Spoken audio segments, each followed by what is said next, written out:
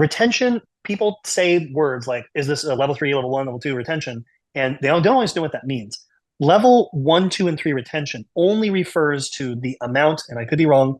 I'm pretty sure I'm not wrong. Yeah, we've looked Refers to into the this pretty thoroughly. Yeah, so they have two different things: pull testing and retention levels. So retention levels are how many operations does it take to remove the gun from the holster. So technically, we are a level 1 holster where you move the thumb lever out of the way, pull the gun out. That's one thing you have to go through.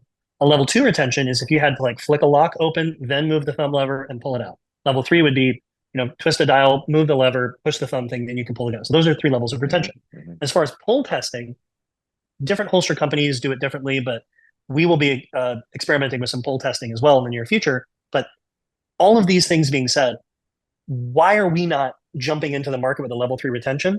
Well, the number one thing is because level 3 retention is mostly for gun grab stuff. Police Right. officers that may have someone go for their gun, you need to have a complex system so that a random person can't just pull your gun out of your holster. Mm-hmm. There are, to my knowledge, 0 public facing, so not SWAT, not tactical, whatever, like regular beat cops that are using suppressors currently. So if you want to open carry with your suppressed handgun, that's all you. We only offer 1 level of retention right now, which is really set up for competition use, hunting, range, walking your land, getting on an ATV, things like that.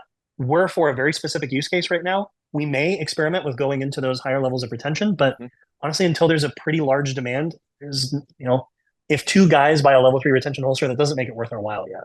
Right. We're trying to fit our customers' needs as we're like discovering them. We found this kind of niche in the market and we're growing it and growing it. And honestly, it's a great road path for us because it allows us to continue innovating and meeting your guys' needs.